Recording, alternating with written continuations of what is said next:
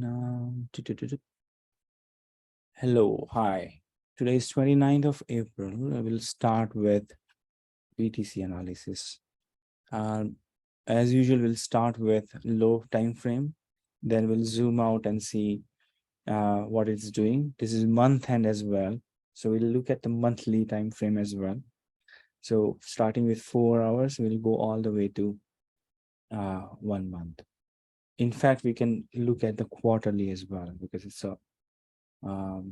good to see how it is doing. So yeah, so short term and a very long term view we should have and understand what it's trying to do.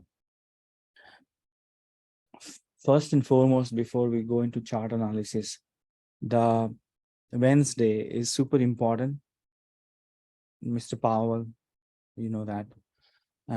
So he's going to finalize some economists, are expecting 25 basis point rate hike. So on Wednesday is our like Amber Alert kind of a situation. Basically, from a volatility point of view, you know that it's going to be super volatile. Likely to be, may not be, hope it's not, but usually that's the case. And another observation that I have, and everybody must have noted, that it swings both the sides and try to wipe out, like as if trying to wipe out stop losses. So you have to be careful on Wednesday during the meeting, and especially during the press conference Q&A session. So I think that's ultimate event. I think that's more important than prior one, because this is where market is anticipating future guideline with more clarity. If Fed indicates further rate hike, then market could react negatively. Otherwise, it could shoot up like anything. Like, so this is very pivotal moment, I would say. Very important event. So Wednesday, let's see how it goes. Let's now look at the technically what it's trying to do. Okay, so this drop was horrible, as we know. I don't have to explain. This was like amazing bounce off the support. This was so fast. I mean, I saw it happening, but then it's like, what to do? It was so fast. It was a matter of minutes. And the only way to handle was to, if somebody has stop loss, no worries. One would get stop out, right? In case if the stop loss is very close, if the stop loss is below support, then perfectly all right, and so on. But other coins also went down significantly. So in some cases, I'll talk about that. When this kind of event happens, I'll share what I do. Okay, I'm not trying to say what you should do, but I'll say what I'll do. So I'll start with that, because this kind of drop doesn't happen so often. But if it happens, sometimes it's very overwhelming, or panicking for those who haven't seen. I mean, relatively new to the market, and so even your experience, it's sometimes scary. So it started dropping. Let's say hypothetically, I'm assuming, so let's take BTC only. So in this one, your stop loss could be here or here, or let's say somewhere in middle, right? From between top and the bottom, somewhere. Or if your stop loss is below, then there's no issue, right? You're fine. But I'll talk about that as well. So let's say your stop loss is below this support and it is dropping. My rule is never change the stop loss assuming it's going to break down. Because psychologically what happens is, when such drop starts, even this, like you entered here, your stop loss is below the support, let's say, okay, and it is moving up, and you are yourself is pumped up with the move and all. Psychologically you are thrilled, and everything is perfect, and all of a sudden this is what you start seeing, and you think, oh, let me book the profit, and let me So there is no harm booking profit or getting stopped out, one and the same thing in the situation. Basically, you exit. But firstly, if your stop loss is here, if I would not try to move, because that was my plan. I would not try to move my stop loss in panic, assuming that it's going to break my support.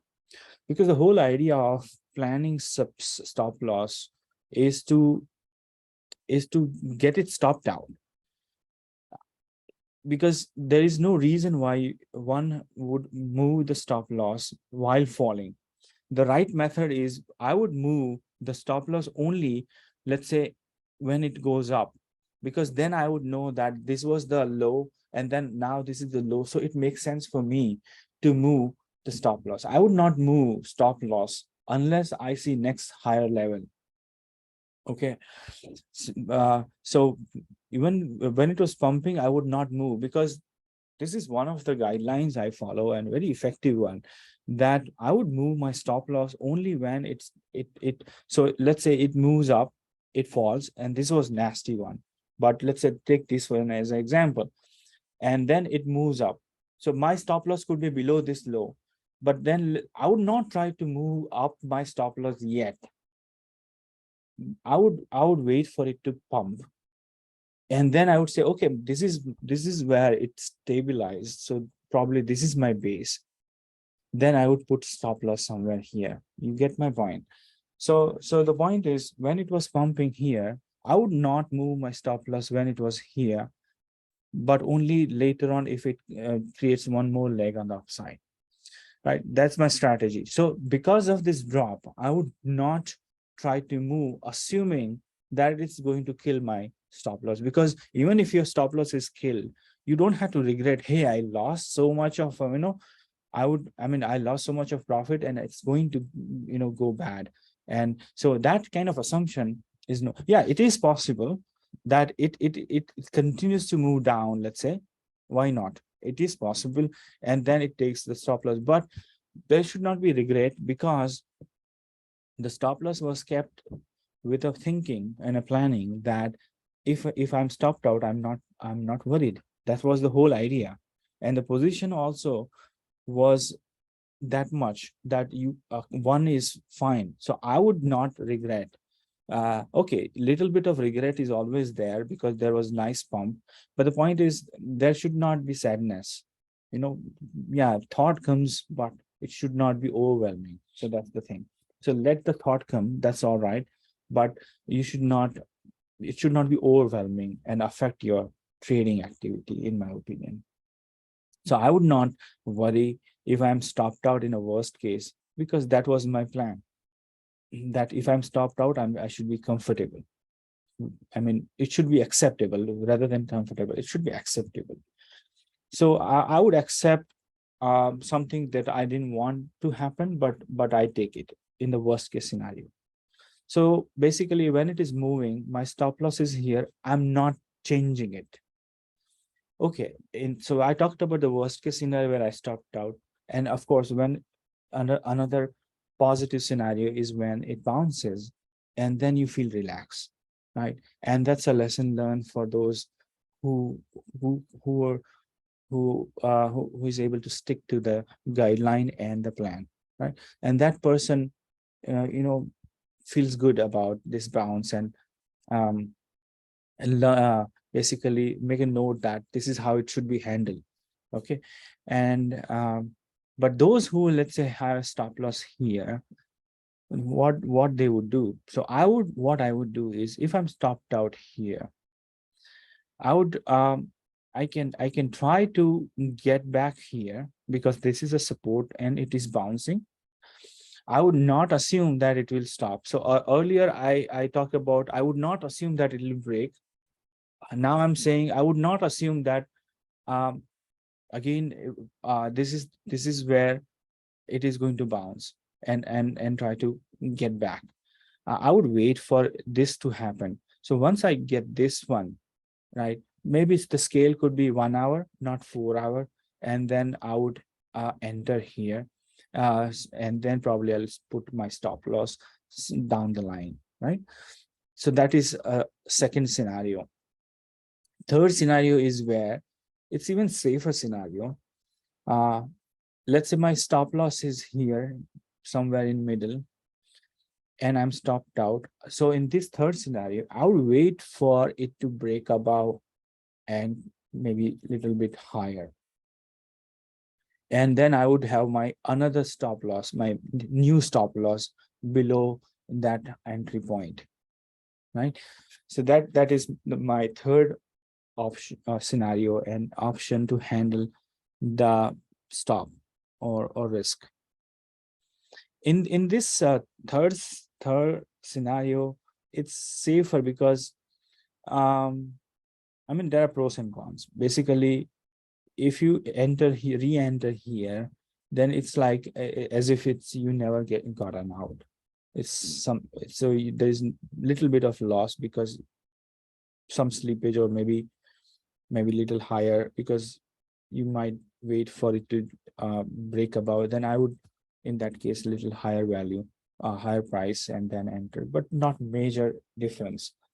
But the idea is if it can reclaim my support, if there was a support here, this is hypothetical support. There was no support here, but this is hypothetical support I'm talking about. In that case, that is so simple that I was stopped here and I re-enter the same place. And many people miss this opportunity.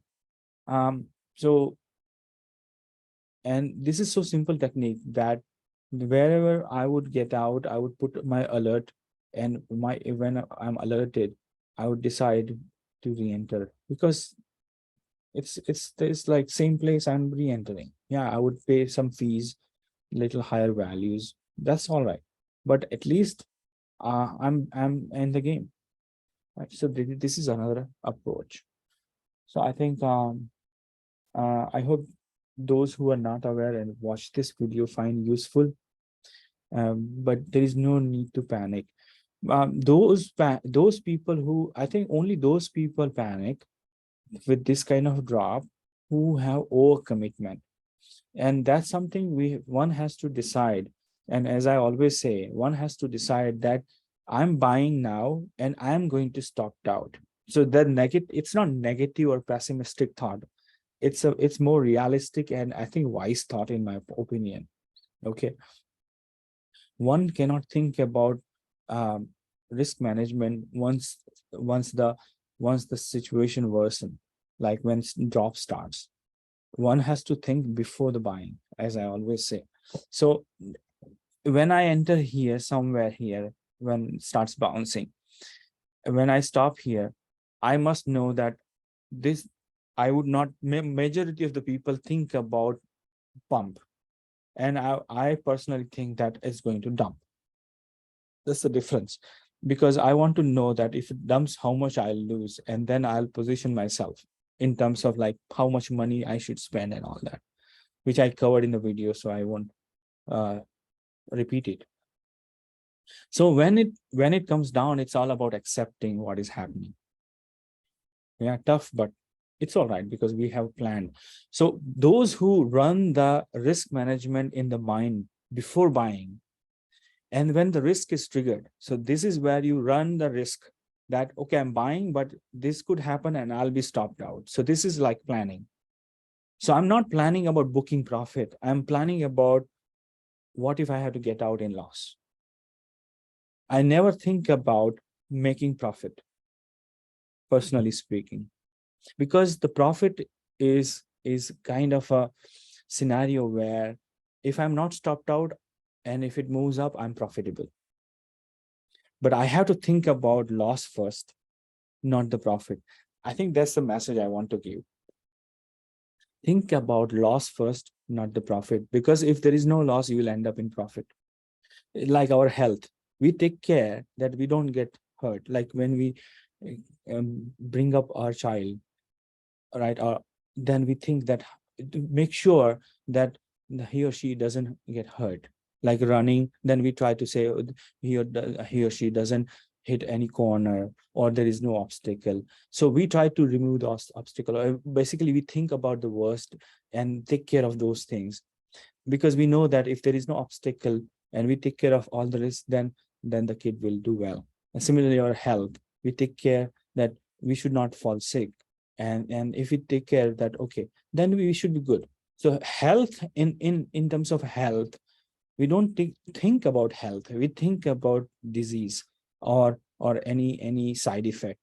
So we don't do something which will cause something, and if we take care of this, we'll be healthy. So it's like that. So we don't try to, I mean, I'm talking about the basic thinking. I'm not talking about exercising and taking supplements and all to enhance the health. I'm not talking about that. I'm talking about basic health, where we think about activity which could harm us. So we think about risk first, and we avoid and try to prevent the risk. And then whatever we do basically ends up in good health. So same thing. I don't think about profit at all. I want to make sure that how much loss I will end up in case trade goes other side, other than what I thought, in a opposite direction. That's what I would say. So once you run this simulation in your mind, and the worst thing happens, let's say this goes down, then you're prepared. So and most of the people are not prepared. So they get two shocks. First shock is their expectation is ruined, that it crash instead of pump. And then second, they were not prepared for the loss. So there's another challenge for them psychologically, and it's a big thing. So that's why. But those who run the simulation are prepared. Yes, it hurts, but they're prepared. So this is the message I wanted to give from my experience, and for those who are probably who think this makes sense. So try out if this makes sense. Okay, so I think this is enough in like on risk management. Let's move on to the technical analysis. Okay, now it's sitting here. If on 4 hour, I think we can draw a simple line here for now. And this is kind of a boundary. Now this line is an approximate line. It's not, because the angle could be little different. You can start, if you start with this, the angle would be little different, and so on. But this is like approximate idea. But basically, this is the level of point of rejection, and that's a simple guide sometime, that this is point of rejection. That means it has to break above. And one has to be patient enough that, okay, this is my low, this is my low, this is my low. So it's making progress. I would not get frustrated with this, but and I would not at all assume. Now, so this is the pattern right now. So this is more like consolidation at a 4 hour. This is consolidation at 4 hour. I think we should zoom out and see on 12 hours. Yeah, 12 hours is not bad. And as I mentioned that the Wednesday is the important day where the Fed will decide the rate and all. So it is possible that the market may not make a decisive move until that happens. So next 3 days, it may not do anything. It is possible. Means come Wednesday, it could decide, in my opinion, because market would like to know the direction or the clarity. Then they'll try to put money. That's my hunch. As far as this pattern is concerned, this is more like I don't know. It's a triangle basically. If this is the base, this is the base, but this is not uh, descending triangle, because the slope is it's a mirror image of descending triangle. Basically, it's rising higher, it's making higher highs. So if this pattern has to continue, now little bit of patterns, then I mean you can think about so many designs, but I would think about this pattern where the angle could be this much, very hard to say, but I would say, let's say this angle makes sense to me at this moment, looking at the symmetry. or the design at this moment. So if this is the angle, it may, if even if it has to make move by third or Wednesday, it could go and go for this kind of a move. It is possible. It's not that it'll, but I think so, this range is where anyway major resistance zone, because we have this resistance and we have 33K. So interestingly speaking, this is my hotspot. I mean, ideally, the whole entire zone is hotspot, but especially this zone is my hotspot. I would say somewhere 31 to 33K range, or up to 34K, let's say, a little higher. This is my hotspot. What do I mean by hotspot? Means this is a pivotal moment, or a price level, in my opinion. There's one more higher level to be broken for it to reverse. But if this breaks 34K, then I think the probability of new high becomes highly probable. I mean, if it closes above 34K. There is one more level higher, which I'll share with you, where we will have checkpoint. And again, my approach is, some people have, so we called out that this is the bottom at 15K, 16K range. And bottoms are retrospectively confirmed. So when we called out 15, 16K, that it's going to go up, let's say, then that we call potential bottom. So right now, even with this progress, that 15, 16K is still a potential bottom. Okay. So we would try to be, so it's not about being pessimistic, or you might be, if you are thinking, I'm just clarifying that some of the analysts said that this is now bull market and bull trend. And my technical analysis says this is, so people think about, like, they're more binary thinking. They have binary thinking. That means they are either bear or bull. And I have divided into 4 categories, not just 2, but 4 categories. So in my so 2 additional one is where the transition happens. Basically, let's say 15K, 16K is the base, and whatever you're seeing, right, up to, let's say, 34K is my recovery zone. So that's additional one. And similarly, when we talk about top, let's say 60K, kind of a level, which was recent high, and then when it goes down, I would not call that start of the bear market. Technically, we cannot, but some people would do. Especially, they don't call. That's interesting part. They usually don't call, even if it is at 50K, 55K or foot, because the bias is towards the bull. That's why they don't call it. But from 15K to 20K, even if that much of bounce, they start calling that as bull market, because the bull, the bias, again, the human mind, because of the bias. And I would say, when if it was 60K, so maybe I should go higher and try to visually show. So when it was here, and when it dropped, significant drop up to 30K, I would not call this as bear market. This is significant drop. This is 50% drop, but technically it's not bear market.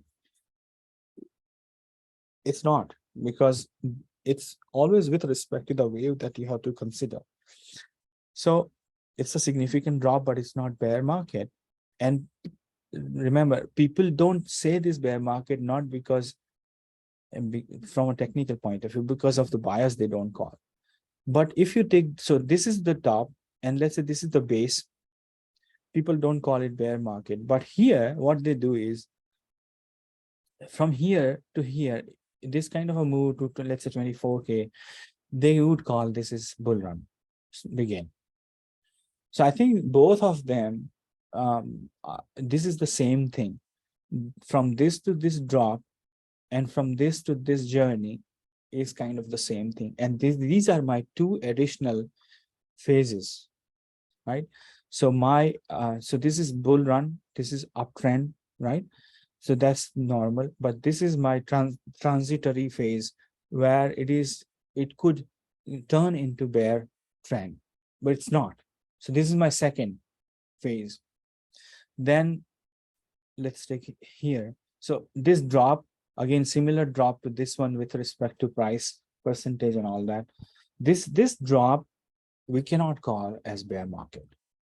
However, breaking this one was the bear market, beginning of the bear market, because this was breaking the support. So you see, this was the uptrend phase one. Then this was the down one, phase two, where transitioning, but not confirmed. And this breaking this one was confirmation. And so this is bear trend in progress. So when it breaks, then we have to say this was transitioning, but because it broken, we can say this is beginning of the bear trend from here. And then we can call that it started here. So there is a difference. This is a potential bear trend, but we cannot say confirmed. That's why it's more transitory in nature, because no one can confirm it at this moment. Here it's confirmed. So when it is confirmed, we can say the bear trend started from here. So point is, when it breaks this support, then we can say the bear trend began here. This is what I mean, retrospectively confirming the bear trend. Similarly, when the bounces start here, somewhere here, we cannot say this is bull run, start of the bull run. Even here, people are I'm still keeping myself that, okay, this is transition, and transition is positive. Like here, this transition was negative, but unconfirmed. Similarly, this transition is positive, but unconfirmed. And that kind of, so this is my fourth, and once this moves above 34K, then I would say the bull run started. And there is one more checkpoint, which I'll talk about later when it happens. So that would be my, let's say it breaks above, then I will say this is from a technical point of view, from my technical measures point of view, the bull run began. And then we can say, okay, it actually started from here. So see the difference. Only difference is, if you think that you're doing transaction in two-step, it's like a two-step transaction. Like you must have seen that, like sometimes a lot, like you have safety box in your bank and it opens with two keys. One key is not enough. It's like that. So if you get one key, of course that's positive, right? But unconfirmed. But when you get the second one, then the door opens. I think that's an analogy I would give to think about this scenario or setup that I have visually in my head. So a lock opens with two keys. So we got the first key. About 34, we'll get the second key. Okay. And there's one more level that I'm talking about, where door open, we got the treasure, but there are some thieves out there. So then once they are taken care, then we talk about all-time high. Okay. So this is my approach, where we said, okay, sometimes people are sitting duck, they are still pessimistic. They still think that there is going to be 10K or 12K, whatever level. And we are not in that group. We are also not in a group where we think 100K to 100K. We are, but it doesn't mean we are optimistic. We have taken the side we have taken, we are on the upside. There is no ambiguity in terms of the direction. Okay. The correction comes, and now I'm talking about trend. Correction happens, but the direction is up. So there is no ambiguity in terms of direction. But I'm not saying that this is confirmed. Now, it is not about being pessimistic. So this is clarification in terms of how I interpret or label different stage of the wave development, so to speak, or life cycle development. Coming back to 12 hours, or maybe we can look at 1 day. Okay, so we had this kind of expanding pattern earlier, and uh, remember, if I have to talk about bear scenario, then I would draw a line from here, okay, like this, similar to this one. I didn't keep it,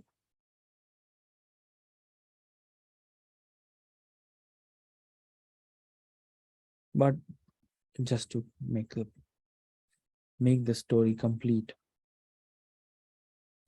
So we would expect it to continue moving upside.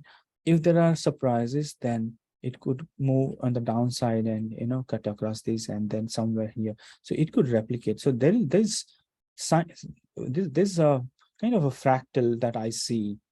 It may not happen, but very interestingly speaking, those who are expert, some of you are very interested, like Nishan, Protis, and maybe Jamie, or they're very interested in patterns and theory. So you may like it, but if you look at this, there is some kind of this fractal I see that we have to be watched. We have to be careful about. This is my base design or a pattern.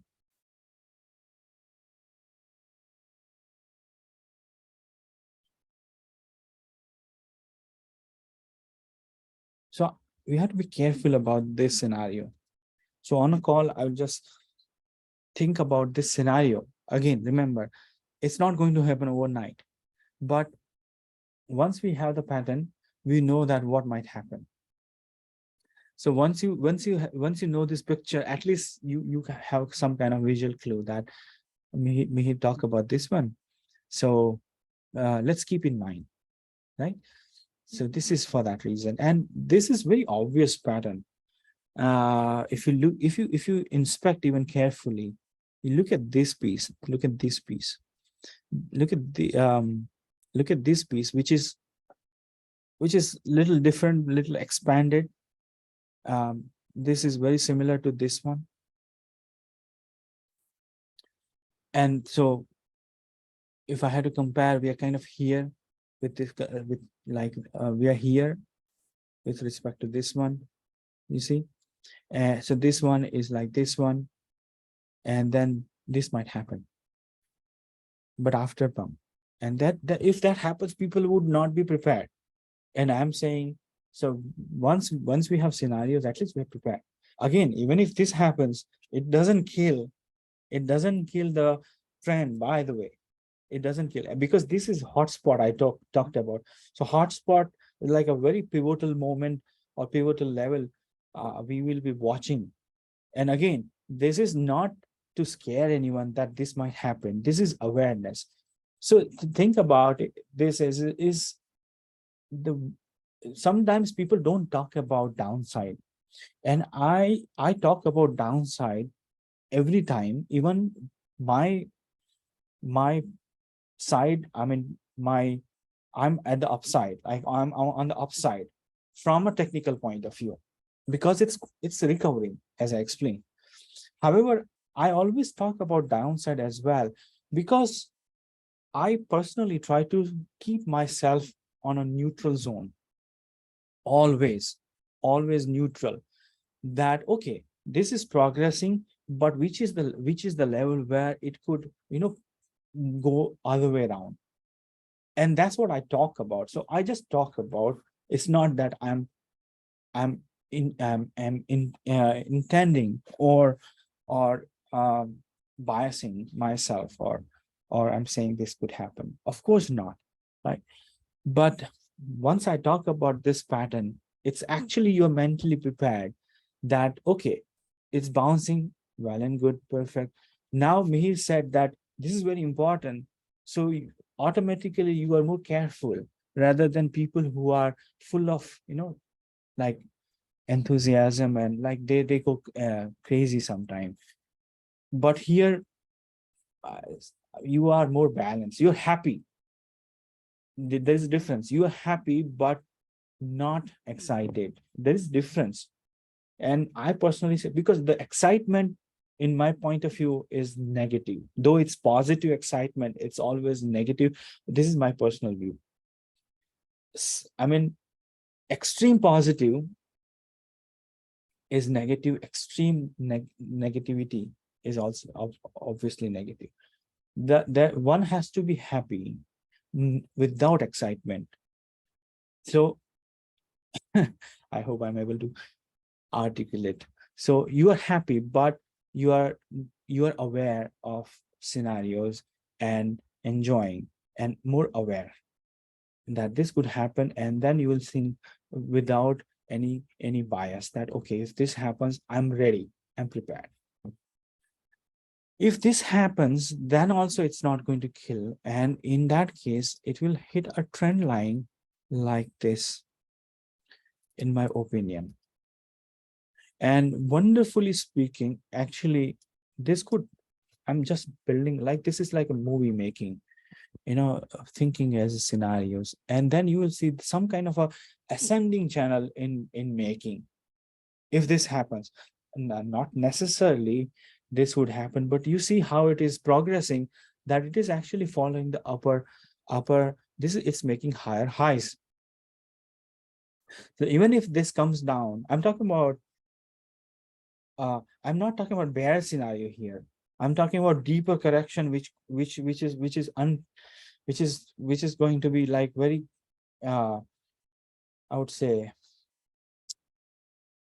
uh something that is not acceptable. But even if that happens, to me, it's not going to hurt, or it is not going to break the bear, it is not going to kill the momentum, right? In fact, even if this happens, then the next move could be huge in that case, because it's still about 23K, and then it could go in. Then that's where the real fun begin. Of course, when I say real fun means, then we don't talk about these silly things. Then it will get a momentum, and there will be a checkpoint there, but not a major one. This is a major one. Okay, so now at least you know the scenarios. Okay, but this scenario has low probability, very low probability. We are thinking about this scenario more than this. Okay, so this is solid line from here. This is dotted line. So for that reason, indicating this has lower probability. This has higher probability for now. Okay. Nobody knows the future. Remember, nobody knows the future, but TA knows the patterns. TA knows the boundary. TA knows the key levels. They know the price based on price action, volume, and other aspects. At least they try to be a step ahead. And that's what we want.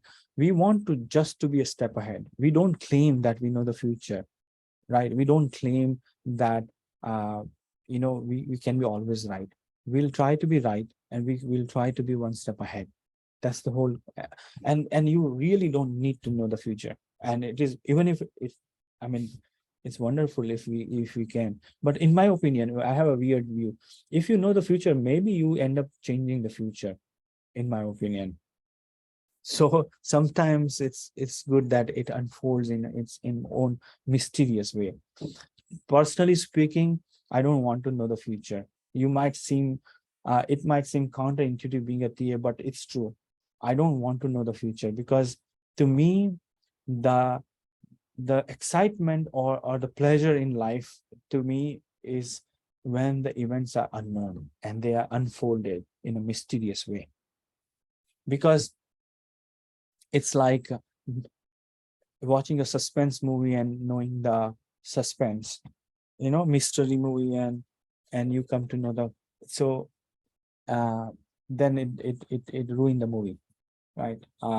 It's kind of that. So I personally, I love to see mysteriously the events are unfolded. I don't want to know the future. But what I do is I have plans. I have plans for best case and a worst case. So it's a choice. So if it tilts more towards the worst case, I pull out that file and say what is written in that worst case file. I'll follow that. So I have two types of plans. So in the worst case, this is what I'll do. Best case, this is what I'll do.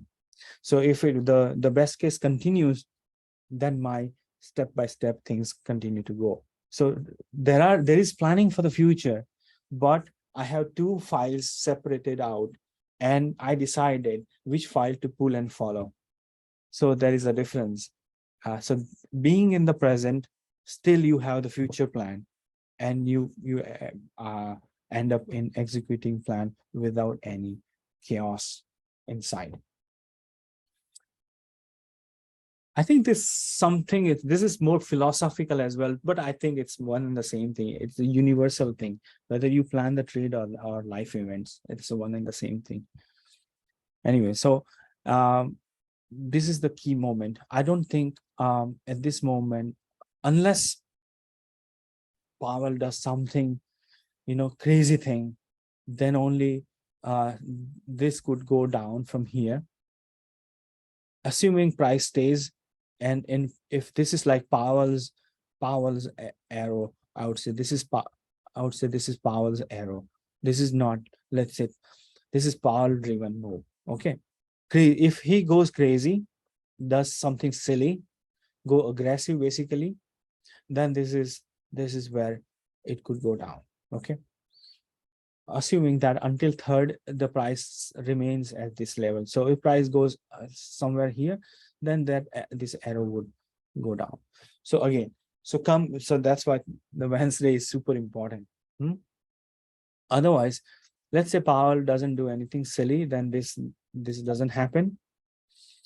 So we could remove this, and then technically speaking, without Powell's influence, this is what we could visualize. I hope this is clear. And once you understand Bitcoin, I think altcoins are, as I say, they are shadow. Okay, they of course move more in terms of percentage. So some people think they are free, but they're not free in the real sense, because BTC is not down. They free, and then they go 30%, 20%. But when the BTC is in mad mood, they go down equally, and then reset there. But yeah, ultimately they swing more, and net gain in terms of percentage could be more, but in terms of major price action, they're always aligned with BTC, unfortunately. I hope one day that will change, because I would like to see that day where they are independent. That day hasn't come. I hope that will happen soon. That will be the true fundamentally driven. And I often say I don't believe in crypto fundamental, because if that is true, then they would not be following Bitcoin. As simple as that. No matter how good the coin is. If this is my stand, by the way, that if the coin is really moving on on its fundamental, then the coin should not be following BTC, because there is no reason. BTC is nothing to do with that use case or project. So if that coin has good fundamental, and somebody think that coin is moving up because of its fundamental, I said, you are dreaming. And my reason is simple, that why it is not independent of BTC price action. So for example, if airline stock goes down, it doesn't bring down Apple stock, because it's independent. It has its own value. And so many other examples, different sectors. During COVID, so many stocks went down because of the fundamental, but so many stocks went up as well because of the fundamental as well, right? Related to medicines and all those stocks went up, but the travel related stock went down. So there is fundamental. That's called fundamental. Here, there's no fundamental, absolutely no fundamental from a price action point of view. There are fundamentals, but not from price action point of view. So when crypto fundamental will align with price action is when altcoin become independent in terms of price action. They don't follow Bitcoin. So that will be the beginning, and they'll behave like stocks only when that happens. Now the question is when that will happen. In my point of view, that will happen only when that coin will start getting in use. That's the only condition that I have. When the coin is not bought for profit making on exchanges, but that coin is bought because you want that service. You bought ICP, let's say, because of some infrastructure thing. You bought a render coin because you want to use the GPU. You bought a GRT because you want to utilize the search engine, and so on. Once that happens, then only their fundamentals will begin, and that's the true. I mean, that's the real birth in my point of view. This is like their incubation. They're still in test tube. These babies are in test tube. These are test tube babies, I call, not in a negative term, but they are not in the real world. That's why it's more like a just to express my thought that they are not in the real world. They are being developed, underdeveloped, making progress. They are real. Of course, they are real, but they are not in the real world. That's why the babies are there. They are real babies, but they are not. They have gone live. They say to me, they're still in test tube. So yeah, they exist in the world, but they are still in test tube. Okay, so that's my thoughts. These are the, I mean, that's my thought on uh, price action and fundamentals and all dependency on Bitcoin and so on. Right. So I think understanding Bitcoin is the utmost important. Then the rest is fine. So we'll anyway, we are not going to skip, and we're going to look into odds. We have to look at BTC at weekly. So let's look at our Bitstamp setup and a weekly time frame.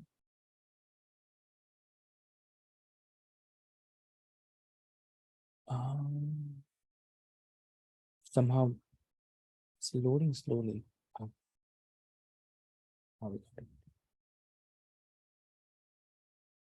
See, the drawings are, yeah. So last 2 weeks ago, I had these boxes. So it's still in the green zone. Again, now you have to think differently. Weekly point of view, you have to, when we open weekly, that means we're talking about trend. We're not talking about close by supports and resistance. We talk about trend. So this is green zone, absolutely no worries. And I don't have to repeat because there is no fundamental change. This drop is almost recovered. When you look at weekly without drawing, that ugly drop doesn't appear. And that's the beauty of higher time frame. And this is like so helpful. Those who follow the swing at a higher time frame. My recommendation is 3-day. 3-day or 1 week. 3-day, I say this because you get early information on what is happening on a weekly trend. That's the rationale behind 3-day. This you come to know about, so you don't have to wait for a week to close. You come to know a little earlier. So for early indication, 3 days is something I prefer. So even in 3-day, you would not see any that drop that we talked about, right? So this week is all about recovery from the last week. In other words, it's consolidating for last 6 weeks, like it consolidated here for 6 weeks. Now here also 6 weeks of consolidation, very positive. So our technically speaking, this has to go up from here, right? And we know the boundaries, so I don't have to talk about that again. We know the boundaries. Of course, the recent low on a weekly is the immediate support, so to speak. And of course, this is the ultimate support, because below this, it enters into warning zone. So from a weekly point of view, the weekly low is the immediate support, and then 25K is the second most important support from a trend point of view. And below this doesn't make sense, because then it's warning zone, right? Then the hope needs to be parked somewhere, because when you have hope, you cloud your judgment. Okay. You have to accept that we are like on a warning zone, literally. So hope should not be in place anyways. Even here, there should not be hope.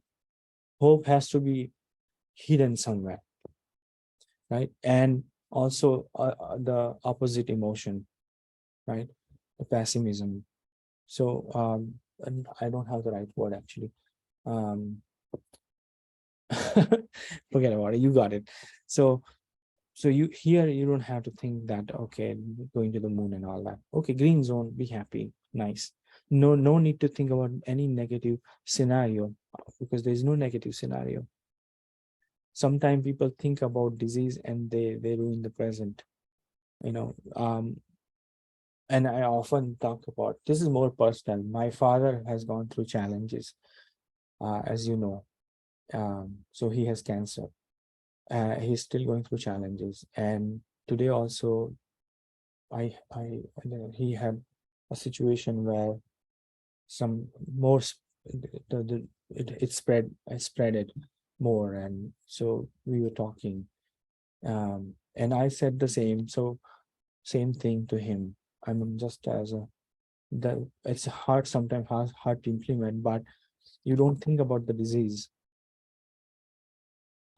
You just think about what you have, and what you have is the nice present, and let tomorrow be for tomorrow. Let not bring the tomorrow in the present. Tomorrow could be the worst, tomorrow could be the last, but let it be there. Tomorrow should not come to the present. So similarly, this is about on the downside, but even the future is promising. I think let it be, and in the for the tomorrow, the present should be like whatever whatever state of a present state, let's be in there. So that kind of mindset, both on extreme positive and extreme negative, as I said, are kind of negative. The best is what we have right now. So we are enjoying here, and that's enough. So that's on more on personal side, but that's what I said. I think it's applicable to everywhere to me. So no need to think that it could go down in the warning zone. No need to think, in my opinion, that it's going to go to more. We are enjoying making money. If we're making money, fine. If we are enjoying the trend, it's going up. When situation will change, we'll change accordingly. Okay, so that's weekly. Absolutely no issue. I don't see any negative effect here or negative setup. Everything is perfect, healthy. When I say perfect, means healthy. Okay, so we can end this Bitcoin session here with this positive note. And as I said, only one person could change this healthy thing, must power. Okay, so come Wednesday, don't forget that date and time. One has to be prepared, because as I said, he changed whatever decision he makes, it's a macroeconomical factor. That's why it's important. And the macroeconomy is driving the price, no, without any doubt, right? So that's why his decisions matter. Nothing else matter at this moment, because we don't have COVID issue now. We don't have any major issue from Ukraine, Russia war. Issues are there, but not from a price action point of view. There's no, it's bad, but nothing from a price action point of view. Uh, so, but 1 year, 2 years ago, like we had COVID and war were major factors. supply chain, because challenges, and supply chain was directly related to inflation, as you know, and supply related inflation cannot be controlled by the interest rates, because what Fed or central banks are doing is controlling the demand. The inflation is driven by supply side or demand side, and the central banks decisions are all about demand side. They cannot do anything about supply side. So we have won the half battle. Why? Because the war is not affecting much. I mean, it's the same state. It's not escalating at this moment. From a price action point of view, again clarifying, the human lives are suffering. That's there. I'm not talking about that. I'm talking about the price action. The China has restarted. The economy is now up and running. That big engine, that manufacturing hub, and that's why the supply side relief, and that's why there is some relief on the inflation. 9%, now it's 5%, so it's going down. The core is going up, and what I understood, that it takes time because there's lag. It's not like you turn off the switch and light turns off. And when things get positive, there's lag. Like, things were worst in 2020, but there was lag. Realization happens later on, few months. That's what happens. So I think everything is getting positive, moving towards positive. So overall, there is more positivity, but the effect would take time. But the Fed has to take on the present, and what they say, it is present time is the inflation is still high because the core inflation is high. They may go for the 25 basis point. But when they see that other things are not that bad, and they think that, okay, maybe we can pause, and that's where the market will pump. And that's what I'm anticipating from fundamental point of view. Okay, technically speaking, I don't anticipate anything, as I explained, so I'm not contradicting myself. Fundamentally speaking, because there is no COVID, because there is no escalation to the war, or in short, there is no impact on supply chain, because that's the inflation driven factor. So the supply side issue is being resolved, or getting back on track. And that's why I'm saying that everything is getting positive. But that effect will take time. And that's why the market is ahead in time. Market anticipates that. And that's why market rallies. The stock market bottom in October, and BTC could have bottom in October. It didn't. It was in November, simply because of FTX. This leg down was because of FTX, as we know. Otherwise, it could have gone down. So this wave could have actually started from here. Like in March 2020, there was a downturn. It was because of COVID. Otherwise, the uptrend would have started prior to COVID, not after the COVID, that March 2020, in my opinion. So this was a detour, so to speak, but it's okay. And so similarly, basically, market thinks that this is things are getting better, and it is always ahead in time. So this is interesting, not trying to confuse you, but you will, the mark, it actually supports my statement that why we need to be in present, because the market is in future. Indirectly, we are in the future. Being in the present, we are actually in the future.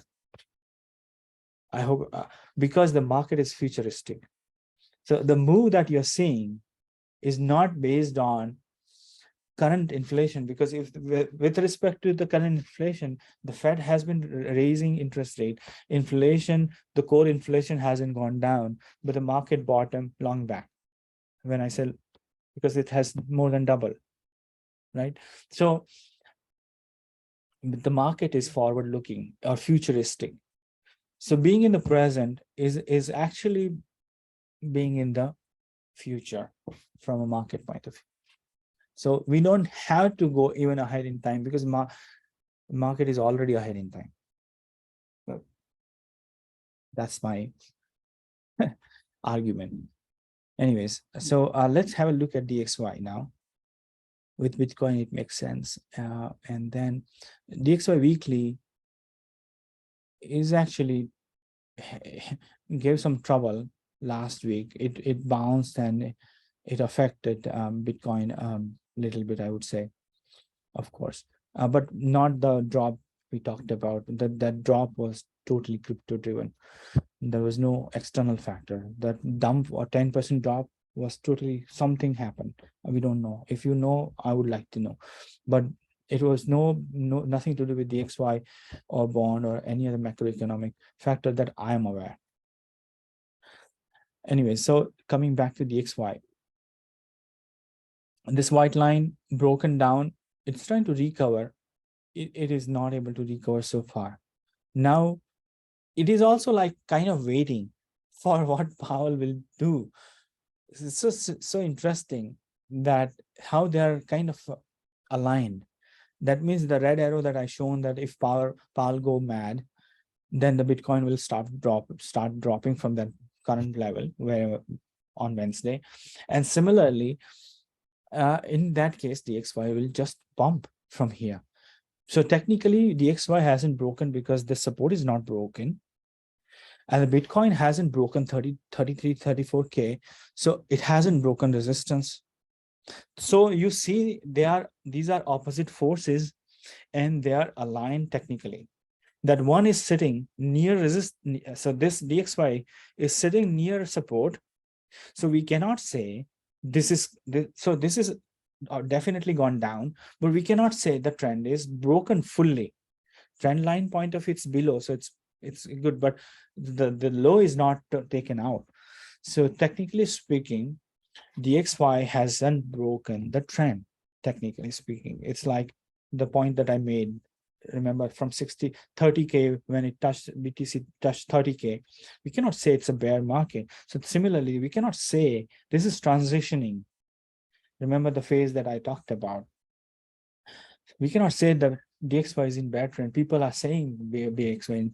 Yes, it's in very, like, this is like touch and go kind of a situation. But technically, it's not bad trend. It's not confirmed, right? So it's in that process, unconfirmed. And once it closes below this low, then we can say it's confirmed. And then it could go down and follow the red arrow. Remember, the red arrow is starting below this one, indicating that this is where the confirmed bear trend will begin for the XY. And then opposite will happen to the Bitcoin, and then it will rally. So if you put both in perspective, not to compare every day, but in perspective with respect to key levels, they are kind of opposite. And here it makes total sense that Bitcoin is near resistance, waiting for it to break above, and DXY is near support, waiting for it to break down if Powell. So you see, if someone wants to worship Powell, because to me he's the god, real god of the price action. Okay, nobody else, in my point of view, is the real god. I would say realistically speaking, he's the god for price action. Okay. Yeah, what to say? Yeah, so again, so this is a decisive level. So we'll see. So again, as because it's here, it's very close to breakdown at this moment, but yeah, fundamental will drive it. So what to say? Then so next week is the week, I would say, the most important week. Every week is important, but I think the next week is super important. So that's DXY. And I would say the same for the bond yields as well. Bond yields, similar situation. See, it's near breakdown, but we cannot say it has broken down, right? Because this is like so many touches. It's surviving as if it's waiting for something to happen. So that's where it is. So that's bond, US bond yields. And we would like it to go down, but it's all depends on the policy, I think. So that's all. But overall, I think another factor is because the banks are also, some banks are weakening, right? So the Powell and basically the Fed must think about them as well. And as I said, supply chain is improving. So I hope he doesn't go crazy. That's it. If I 25 basis point, I think market could handle. But if he says 25 basis point and potential further hike, then that's a negative, I would say. Then market would not like it, in my opinion, based on what I'm hearing. I'm not an expert on economics. Whatever I learned from experts, I'm sharing my I'm sharing my view.